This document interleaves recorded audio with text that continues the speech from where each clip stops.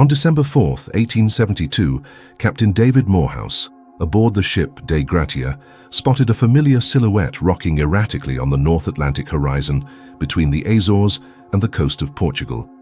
It was the Mary Celeste, a brig that had departed from New York weeks earlier. The ship was sailing with its sails partially furled and seemed to be moving without any fixed direction. As he approached, Morehouse noticed something that would make any experienced sailor feel a chill. The deck was deserted. There was no one at the helm, no lookout at the bow, and no sign of human life. What began as a routine encounter at sea turned into the discovery of the most famous ghost ship in history, a mystery that has remained floating in the waters of uncertainty for over 150 years. Upon boarding, the sailors from the Dei Gratia found a scene that defied logic. The ship was in perfect seaworthy condition. There were no signs of severe storms, fire, or struggle. The supplies of food and water were abundant, enough to last for 6 months. The crew's personal belongings, including valuables and dry clothes, were untouched in their cabins. Captain Benjamin Briggs, his wife Sarah, their 2-year-old daughter, and the 7 crew members had simply disappeared. The dining table was not set with hot food, as popular legends claim, but the ship was so tidy it seemed the crew had just stepped out for a walk and would return at any moment. However, the only lifeboat was missing, suggesting the abandonment was a deliberate, albeit desperate, decision. The logbook was found in the captain's cabin, and its last entry was dated November 25th, 10 days before the encounter with the Dei Gratia. The entry was purely technical, recording the ship's position about 400 miles from where it was eventually found. This means the Mary Celeste sailed alone, like an autonomous ghost ship, for hundreds of miles through varying currents and winds. How a ship with no one at the helm managed to maintain its course and not sink for so long remains a mystery. This ghost navigation fuels the theory that the ship possessed almost supernatural stability, or that perhaps the crew had not departed at the time the records suggest. The cargo of the Mary Celeste consisted of 1,701 barrels of industrial alcohol. When the cargo was inspected in Gibraltar, it was discovered that 9 barrels were empty. This gave rise to one of the most plausible scientific theories: the leakage of alcohol vapors. If the barrels had leaked, the hold would have filled with a highly flammable and toxic gas. Fearing an imminent explosion, Captain Briggs may have ordered everyone into the lifeboat, keeping it tied to the ship by a rope until the danger passed. However, if the rope snapped during a sudden change in wind or current, the settlers would have been left adrift in the open ocean, helplessly watching as their safe and intact ship sailed away until it disappeared over the horizon. The mutiny theory was also exhaustively investigated by British authorities in Gibraltar. Prosecutor Frederick Solly Flood suspected the crew of the Dei Gratia had murdered Briggs and his family to claim the salvage prize. However, there were no convincing bloodstains on the deck and no evidence of violence in the cabins. Furthermore, Briggs was a respected captain and co-owner of the ship with an impeccable reputation, making an internal mutiny unlikely, especially with his wife and daughter on board. The Court of Inquiry eventually awarded the salvage prize to Morehouse, but the shadow of suspicion hung over him for the rest of his life, fueling harbor gossip that the secret of the Mary Celeste was kept in silence by its discoverers.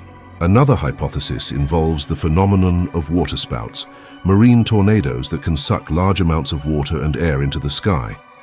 If a waterspout had hit or passed dangerously close to the ship, it could have caused a sudden drop in barometric pressure and filled the ship with water, leading Briggs to believe the brig was about to sink. The panic of seeing the sea rise into the sky might have been the trigger for a hasty evacuation. This would explain why the water suction pumps were found disassembled on the deck.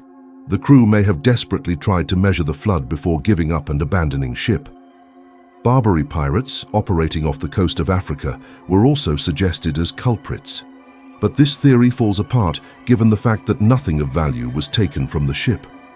Pirates would not leave behind a valuable cargo of alcohol, supplies, and the Briggs family's silver belongings. Furthermore, the ship would have been in disarray after a looting, which was not the case. The mystery of the Mary Celeste is frustrating precisely because every clue seems to cancel out the other. It is a crime or accident without fingerprints, a disappearance that left no trace of resistance or agony, only the rhythmic rocking of waves against the wooden hull. Many years later, Sir Arthur Conan Doyle, the creator of Sherlock Holmes, wrote a fictional short story based on the case called J. Habakkuk Jeffson's Statement. The story was so popular that many people began to confuse fiction with reality, spreading rumors that there were plates of hot food and steaming cups of tea on the table when the ship was found. This romanticization of the mystery made the work of historians even harder as literary lies became part of popular culture. The real Mary Celeste was much more austere and somber, a professional work environment that was interrupted by an event so sudden it did not even allow for a farewell record. Captain Benjamin Briggs was a man of deep faith and vast maritime experience. He was not someone who would panic easily. The decision to place his wife and young daughter in a lifeboat in the middle of the ocean indicates he believed with 100% certainty that the ship was more dangerous than the open sea at that moment. What could be more terrifying to a captain than his own ship? If it wasn't the alcohol, could it have been an error in navigation instruments or an optical illusion caused by fatigue? Briggs's silence is the core of the mystery. He took to the bottom of the sea, the only explanation that would make sense for that desperate escape. The ocean currents in the Azores region are known for their complexity.